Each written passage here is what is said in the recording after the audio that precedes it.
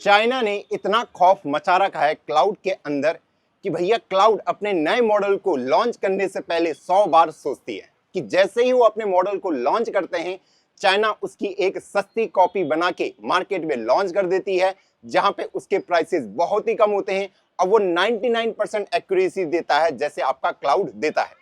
कुछ दिन पहले ही डीप सीक से सवाल पूछा गया कि भैया आप कौन हैं, तो डीप सीक ने ये नहीं कहा कि मैं डीप सीक हूं, उसने कहा मैं क्लाउड हूं। तो क्या यहाँ पे डीप सीक ने क्लाउड के कोड को चोरी करा? नहीं, क्लाउड के कोड को उन्होंने कोई चोरी या कोई हैक नहीं किया। उन्होंने एक सिंपल स्ट्रेटजी लगाई जिसको एंट्रोपिक ने खुद बताया या क्लाउड ने खुद बताया कि उन्होंने कहा कि चाइना से 24,000 अकाउंट से उनके सब्सक्रिप्शन को खरीदा गया, जहां से वो उससे डेटा को जनरेट कर रहे थे और उस डेटा से खुद को ट्रेन किए जा रहे थे, जिससे कि डीप सीक अब आपके क्लाउड जैसे ही बिहेव करने लगा। अब आप बताइए कि क्या हम इसको चोरी कह सकते हैं, जबकि उन्होंने इन 24,000 अकाउंट के लिए पैसे पे किए हैं। वहीं अगर मैं एंट्रोपिक की बात करूं, एंट्रोपिक कैसे अपने मॉडल को ट्रेन करता है? उसने भी डेटा में किया। वो डेटा उसने कहां से उठाया? आपका डेटा, मेरा डेटा, जो पब्लिक का डेटा है, उन सारे डेटा में वो ट्रेन हुआ है। तो एंट्रोपिक तो खुद डेटा को चोरी कर रहा है, तो उनके ऊपर वो कैसे आरोप लगा सकता है? तो आप बताइए इसमें सही और गलत कौन है? पर आज का वीडियो थोड़ा सा टेक्निकल होगा, जहां पे हम सीखेंगे कि कैसे जो ये डीप सीक है ये कैसे अपने मॉडल को ट्रेन कर रहा है और किससे वो 99% एक्यूरेसी तक ला पा रहा है, जहां पे कि क्लाउड को बिलियन डॉलर खर्च करने पड़ रहे हैं अपने डेटा को ट्रेन करने के लिए। वहीं जो ये मॉडल्स हैं ये 1-2 मिलियन डॉलर के अंदर ही वो सारी कैपेबिलिटी को अचीव कर पा रहे हैं। थोड़ा आज टेक्निकल एनालिसिस करते हैं, चलते हैं हम सीधा अपनी स्क्रीन की ओर। दोस्तों ये मॉडल होते क्या हैं? जैसे अगर आपने क्लाउड को देखा होगा, चैट जीपीटी को देखा होगा, तो वो कुछ इनपुट लेते हैं और उसके क्रॉसपोर्डिंग आपको कुछ आउटपुट जनरेट करके देते हैं। तो क्या ये जो आउटपुट आपको मिलता है इन मॉडल से, क्या ये 100% करेक्ट होता है? आप खुद बताइए। नहीं भैया। तो यहाँ पे इसलिए इनको प्रिडिक्टिव मॉडल भी बोला गया है कि अगर मैं आपको कोई आउटपुट जनरेट करके दे रहा हूं तो जरूरी नहीं है हमेशा सही हो। 97% चांसेस है कि वो सही होगा, गलत होने के चांसेस भी हैं। इसलिए इनको प्रिडिक्टिव मॉडल भी बोला गया है और एक सिंपल वर्ड में कि नेक्स्ट वर्ड भी प्रिडिक्ट करता है। अब ये जो कोड है ये कैसे लिखा जाता है? क्लाउड भी तो एक कोड ही है, चैट जीपीटी भी सब कुछ कोड है। इन कोड को लिखा कैसे जाता है? तो अगर मैं आपसे बोलूं कि जब हम नॉर्मल कोडिंग करते हैं, जैसे हम सी प्लस प्लस में करते हैं, जावा में करते हैं, पाइथन में करते हैं, तो अगर मैं आपको सिंपल बोलूं कि आपको ना एक चीज के लिए कोड लिखना है कि ये आपका एक्स रहा, ये आपका एक आउटपुट रहा, कि कोई 2 है और उसका जो आउटपुट है वो 20 है। मैं कह रहा हूं इसके लिए आप कोड लिख के बताइए। तो आप इसके लिए इजीली कोड लिख सकते हैं, जिसको मैं फंक्शन भी बोल सकता हूं कि आप इसके लिए फंक्शन भी लिख सकते हैं, जहां पे आप एक्स को इनपुट ले रहे हैं और आपका आउटपुट क्या आ रहा है? 2 इंटू एक्स इंटू 10 ही तो आ रहा है। तो यहां पे मैं नॉर्मल तरीके से कोड लिख सकता हूं क्योंकि यहां पे मुझे डेटा के अंदर पैटर्न दिख रहा है कि जो आउटपुट है वो इनपुट के 10 गुना है। लेकिन कई डेटा दोस्त मेरे पास ऐसे होते हैं कि जहां पे मेरे को पैटर्न रिकॉग्नाइज करना बहुत ही मुश्किल हो जाता है।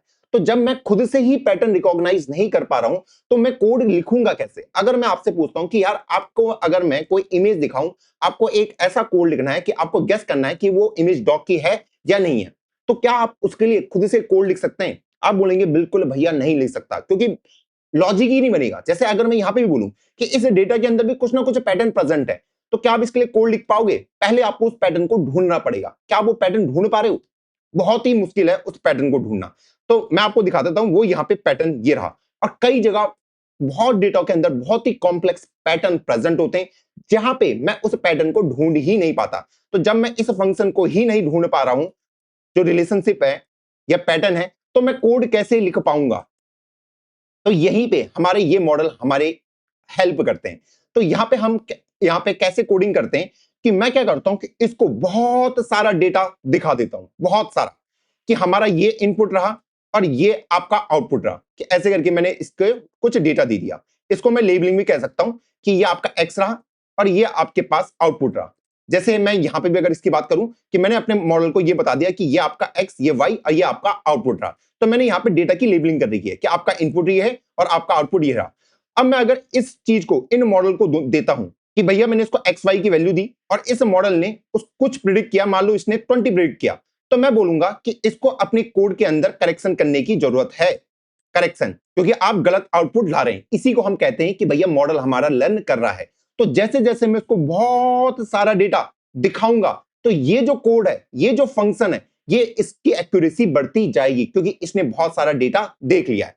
तो अब आपको ये तो कंफर्म हो गया कि यहाँ पे जो मेन गोल है वो डेटा का है। मैं जितना ज्यादा इसको डेटा दिखाऊंगा उतना ज्यादा ये मॉडल अच्छा बनता जाएगा। अब सवाल ये है कि मैं इन मॉडल को, ये क्लाउड को ट्रेन करने के लिए डेटा लाऊंगा कहां से? आप बोलोगे भैया कि मैं इस डेटा को उठा के ला सकता हूं इंटरनेट से। बिल्कुल उठा सकते हो, लेकिन सबसे पहले जब भी आप इंटरनेट से डेटा लाओगे तो आपको उस डेटा की भी लेबलिंग करनी पड़ेगी, जो कि ह्यूमनली इतना सारा जो ट्रिलियंस ऑफ डेटा है उसके लिए लेबलिंग करना आसान नहीं है। लेबलिंग करने का मतलब क्या है कि मैंने यहाँ पे ये बनाया कि भैया ये वैल्यू रही, ये इनपुट रहा, ये आपका आउटपुट रहा, ये इनपुट रहा, ये आपका आउटपुट रहा। मैं कितना ही बना लूंगा, 10,000 बना लूंगा, 1 करोड़ बना लूंगा, 10 करोड़ बना दूंगा, मैं ट्रिलियन में तो नहीं बना पाऊंगा, क्योंकि जितना ज्यादा ये डेटा आपके पास होगा उतना बढ़िया आपका मॉडल परफॉर्म करेगा। तो यहाँ पे सबसे पहले हम मॉडल को जब ट्रेन करने की बात आती है तो सबसे पहले हम इसको प्री ट्रेनिंग फेज में भेजते हैं और यहाँ पे हमारा 90% ऑफ कॉस्टिंग लगती है। अब ये प्री ट्रेनिंग फेज क्या होता है? यहाँ पे हम इंटरनेट से सारा डेटा उठा के लाए। मान लो मुझे इसको सिंपल सा अपने मॉडल को एक लाइन सिखानी है, I am in love with coding. अब देखो मैंने इस डेटा की लेबलिंग तो करी नहीं, तो मैं इस मॉडल को सिखाऊंगा कैसे? इस मॉडल को सिखाऊंगा कैसे? तो इसको हम कैसे सिखाते हैं कि मैं सिंपल इसको क्या करूंगा, पहले मैं इसको सिंपल ये आई दूंगा इनपुट में और इसको बोलूंगा तुझे अपना नेक्स्ट वर्ड गेस करना है। अगर इस कोड ने नेक्स्ट वर्ड मान लो इज गेस कर लिया तो मैं बोलूंगा अपने कोड के अंदर करेक्शन करो, और अगर इसने करेक्ट गेस किया है तो मैं बोलूंगा तुम्हारा कोड अभी सही चल रहा है। अब उसके बाद मैं आई की जगह इसको क्या दिखाऊंगा, इसके साथ आई एम बोलूंगा, आई एम के बाद नेक्स्ट वर्ड को प्रिडिक्ट करो। तो इसने मान लो आई एम इज गेस किया तो मैं फिर बोलूंगा कि आप अपने कोड को सही करो। कोड बोलूं, फंक्शन बोलूं कि आप अपने फंक्शन के अंदर करेक्शन करो, या फिर हम इसको बोलते हैं कि अपने वेट को, अपने बाइसेस को एडजस्ट करो। तो मान लो उसके बाद मैंने इसको, ये जो मैं सेम डेटा दिख रहा हूं आई एम, फिर मैंने इसको इन दिया। अब मैंने बोला कि आपके पास इनपुट ही रहा, अगला आप गेस करिए अगला वर्ड। तो नेक्स्ट वर्ड मान लो इसने गेस कर दिया लव, तो इसने अगर सही गेस किया है तो मैं इसको कोई भी पेनल्टी नहीं दूंगा, मैं कहूंगा आप बिल्कुल सही काम कर रहे हैं। फिर मैंने इसको अगला बोला कि आई एम इन लव, अगला गेस करो। अगर इसने विद गेस किया तो मैं अपने मॉडल को बिल्कुल भी पनिश नहीं करूंगा, उसके कोड को वैसे का वैसे ही रहने दो। फिर मैंने बोला अगला वर्ड गेस करो, I am in love with. अगर मैंने आपको ये इनपुट दिया आप क्या गेस करोगे? इसने बोल दिया विद हर, मैं फिर इसको पनिश करूंगा, बोलूंगा नहीं हर नहीं, हमें कोडिंग चाहिए। तो जब भी पनिश होगा तो ये जो कोड है ये खुद को करेक्ट करता जाएगा, अपने फंक्शन को करेक्ट करता जाएगा। तो इस तरीके से मैंने इंटरनेट से जो भी डेटा उठाया मैं इस तरीके से उसको ट्रेन कर सकता हूं। मैंने यहां पे कोई भी लेबलिंग नहीं करी, मैंने सिंपल से इस पूरे वर्ड या पूरे टेक्स्ट को उठाया, इसी टेक्स्ट को मैंने एक तरीके से लेबलिंग कर ली कि मैंने आई बोला, मैंने बोला अगला गेस कर, उसने अगर सही गेस किया तो बढ़िया, फिर मैंने आई एम को पकड़ा, अगला गेस कर, अगर इसने गलत गेस किया तो भैया मैं इसके कोड को करेक्ट करूंगा। फिर आई एम इन, तो भैया अब आप देखो कि अगर मेरे पास इतना सारा इंटरनेट का डेटा है और मुझे लेबलिंग करने की जरूरत भी नहीं है। लेबलिंग यही तो होता है, लेबलिंग का काम क्या है कि ये हमारा इनपुट रहा, ये हमारा आउटपुट रहा। यहां पे भी तो वही कर रहा हूं मैं कि भैया आपका इनपुट आई रहा, आपको नेक्स्ट वर्ड गेस करना है तो आपको एम गेस करना था, तो अगला इनपुट आपका आई एम रहा, आपको अगला वर्ड गेस करना है तो भैया अगला वर्ड यहां पे इन आना चाहिए था, यह आपका आउटपुट रहा। फिर मैंने इसको इनपुट दिया आई एम इन, अगला वर्ड गेस करो। तो ये तो मैं कोडिंग से ऑटोमेट भी कर सकता हूं, आई एम इन लव आपको गेस करना है, तो अगर इसने आउटपुट गेस किया तो अपने कोड पे करेक्शन करेगा। तो आप क्या करते हो, इंटरनेट से आपने डेटा उठाया पूरा टेक्स्ट के फॉर्म में, आपने इसको फीड किया, आप उसके पहले वर्ड को बोलते हो और आपको पता है कि जो उसका नेक्स्ट वर्ड होगा वो उसका आउटपुट होना चाहिए, नहीं किया तो पेनल्टी। फिर आपने पहले 2 वर्ड को पकड़ा, अगला वर्ड उसका सही होना चाहिए। तो इस तरीके से यहां पे जो हमारी टेस्टिंग होती है, प्री ट्रेनिंग फेज, यहां पे हमने 90% ऑफ कॉस्टिंग हमारी जाती है। उसके बाद हमारा सेकंड फेज आता है फाइन ट्यून करना। फाइन ट्यून में हमें ह्यूमन की इंटरवेंशन चाहिए होती है। यहां पे मैं उसको लेवल डेटा दिखाता हूं कि यहां पे ह्यूमन ने खुद के एंड पे एक लेवल डेटा खुद से बनाया होगा। जैसे कि मेरे पास ये डेटा रहा, ये वाला, ये ह्यूमन ने बनाया, इसकी लेंथ में भी 10,000 हो, 1 लाख हो या 1 मिलियन रिकॉर्ड, ये मैं फाइन ट्यून करके इसको देता हूं कि आपको, अभी आपने इंटरनेट से बहुत सारी चीजें सीख ली हैं। इसको आप ऐसा समझो, प्री ट्रेनिंग में क्या होता है कि कोई इंसान है और उसको मैंने बोला कि जा और तुझे जितनी किताबें हैं वहां से तू पढ़ ले। उसने दुनिया भर की किताबें पढ़ ली, बहुत सारी चीजों को सीख लिया, अब उसको बहुत सारी नॉलेज गेन हो चुकी है पूरी दुनिया की। अब अगर फ्यूचर में आके अगर उसे कोई सवाल पूछता है कि हु इज नरेंद्र मोदी, और उसने बोला कि Narendra Modi is prime minister of India और उसने सीख तो लिया, लेकिन उसके पास ना सोशल स्किल्स नहीं है कि भैया मुझे इस आंसर को रोकना कब है। उसने 1000 लाइन का मुझे आंसर दे दिया या फिर 10,000 लाइन का आंसर दे दिया। तो हमें उसके बाद इसको फाइन ट्यून करना पड़ता है कि भैया अगर आपके पास इनपुट ऐसा रहा तो फाइन ट्यून करके मैं बताऊंगा कि आपको आउटपुट कैसे देना है। उसको अंदर मुझे सोशल स्किल्स को डालना पड़ता है कि अगर मैं आपको बोलूं हु इज नरेंद्र मोदी, तो ऐसा नहीं आप 1000 लाइन का आंसर दे दो। आप दीजिए एक कंसाइज आंसर दीजिए, प्रिसाइज आंसर दीजिए, 50 लाइन का, 100 लाइन का, उससे ऊपर नहीं।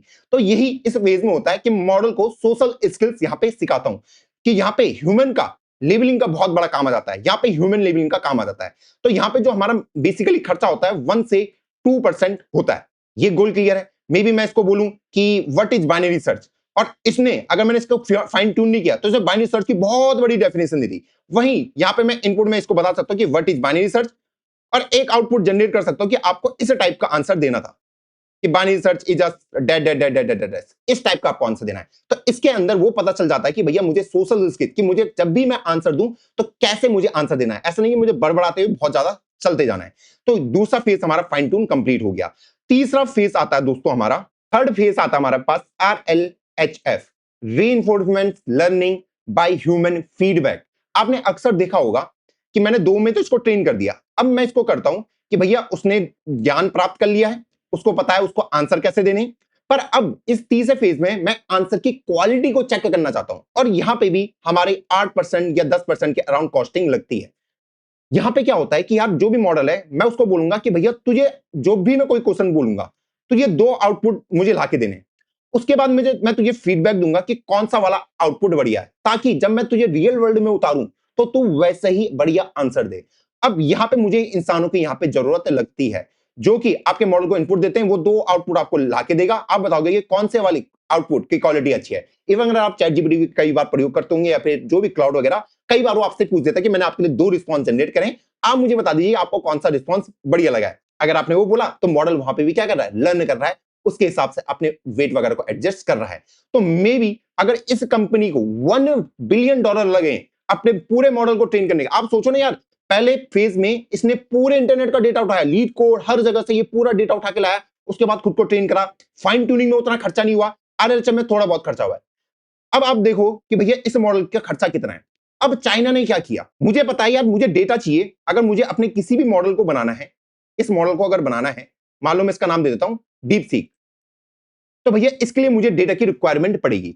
अब जो रियल वर्ल्ड डेटा होता है ना दोस्त, ये जो रियल वर्ल्ड जो डेटा होते हैं, इनके अंदर बहुत सारी इनकंसिस्टेंसी भी प्रेजेंट होती है। मे बी डेटा अगर रॉन्ग हुआ तो मेरा मॉडल गलत तरीके से ट्रेन होगा। तो यहां पे इन मॉडल के ऊपर ना बहुत काम किया जाता है, इंजीनियरिंग करी जाती है ताकि इसको ना गलत डेटा ना मिले, ये सही तरीके से ट्रेन हो। तो ये बहुत बड़ी दिक्कत आ जाती है कि अगर मान लो कि अगर मैंने यहाँ पे गलत इनपुट दिया और गलत आउटपुट अगर आपको दे दिया तो आप गलत ही तो सीखोगे। हाँ, तो हमें ना इन चीजों को भी यहाँ पे ध्यान रखना पड़ता है। तो जब आपकी यहाँ पे इंजीनियरिंग होती है ना, तो उस चीज को भी हमें यहाँ पे हैंडल करना होता है, क्योंकि जो आपका रियल वर्ल्ड डेटा होता है, अगर उसके अंदर ही नॉइसेस प्रेजेंट हो या अगर उसके अंदर बाइसनेस प्रेजेंट हो तो आपका आउटपुट भी गलत ही आपका आएगा, है ना। तो इन मॉडल के ऊपर वो पूरा काम हो चुका होता है कि हमारे डेटा के अंदर कोई भी नॉइसेस है उसको रिमूव वगैरह कर दिया जाता है। अब ये डीप सीक मॉडल क्या है, इसको भी क्या चाहिए भैया, इसको भी डेटा चाहिए ट्रेन होने के लिए। अब इसको डेटा कहां से मिलेगा, इसको डेटा कहां से मिलेगा। ये ऐसा नहीं करेगा कि रियल वर्ल्ड से डेटा उठा के लाए। इसने सिंपल काम किया, इसने बोला क्वेश्चन पूछा, आंसर दिया, उसमें ये खुद को ट्रेन कर रहा है। क्वेश्चन पूछा, आंसर दिया।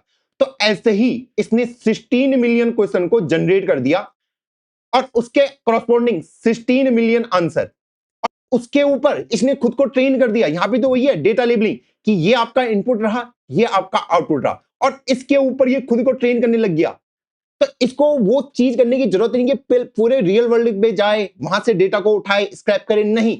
इसको पता है कि जब क्लाउड ने खुद के अंदर वो सारी माथापच्ची कर ली है, मुझे पता है ये जो मुझे आंसर ला के देगा ये वैसे ही देगा, बढ़िया आउटपुट देगा। तो क्यों ना, मैं डेटा ही तो मुझे चाहिए तो मैं इसी से मांग लेता हूं कि भैया ये आपका इनपुट रहा, आप मुझे आउटपुट बता दीजिए। उसमें मैंने खुद को ट्रेन कर लिया।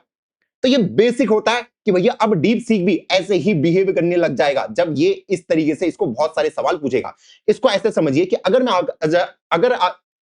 इसको ऐसे समझिए, अगर मैं आज आपको बोलूं कि भैया आपको ना क्वांटम कंप्यूटिंग के बारे में पीएचडी हासिल करनी है, तो आप कैसे सीखोगे। आपके पास चैट जीपीटी वगैरह कुछ नहीं है, तो आप बोलोगे भैया मैं यूट्यूब पे कुछ वीडियो देखूंगा, बहुत सारे मुझे डॉक्यूमेंटेशन पढ़ने पड़ेंगे, बहुत सारे लोगों से बातचीत करनी पड़ेगी।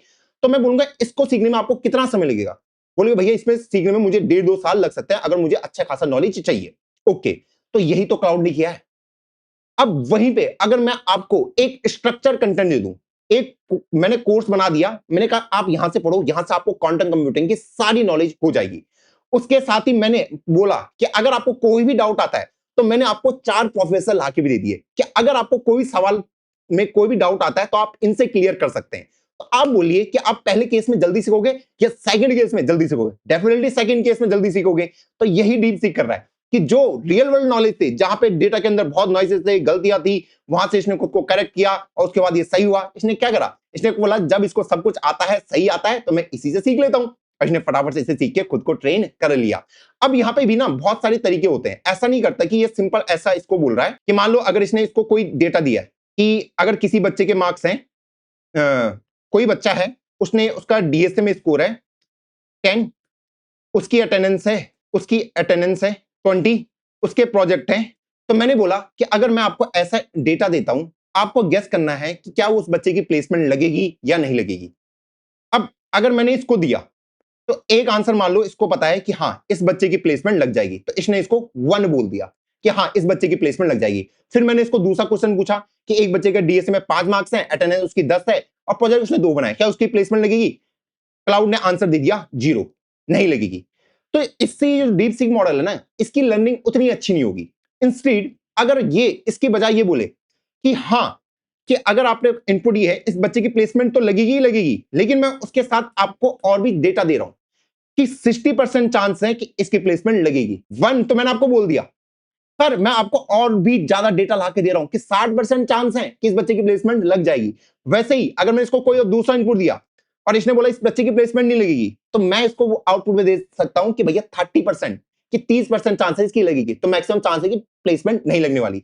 तो हम ना यहाँ पे सिंपल, हमें इससे मतलब नहीं होता फाइनल आउटपुट से, जो ये रीजनिंग वगैरह होती है इससे भी मुझे मतलब होता है कि भैया आप यहाँ पे ये जो लॉजिस्टिक जो चीजें आप कर रहे हो, ये आपकी वैल्यू क्या है। कि अगर मैं आपको एक डॉग की इमेज देता हूं तो मुझे सिर्फ ये नहीं चाहिए डॉग है या नहीं है, आप 1-0 में आंसर दे रहे हो। आप मुझे बताइए कि आपको कितने % चांसेस लग रहे हैं कि ये डॉग है, ताकि मैं आपको मिमिक कर पाऊं कि मैं डायरेक्ट आपके जैसे ही बिहेव करूं। क्योंकि इसने भी तो, क्लाउड ने भी तो सीखा है कि भैया 90% चांसेस है, क्लाउड ने ये तो सीखा होगा कि 60% चांसेस है। तो वही चीज ये भी सीखना चाहता है कि मैं इस रीजनिंग तक कैसे पहुंचा। जैसे मैं अगर आपसे सवाल पूछूं कि इंडिया का अगला प्रधानमंत्री क्या नरेंद्र मोदी को होना चाहिए, एक आंसर है कि क्लाउड इसको आंसर दे दे होना चाहिए।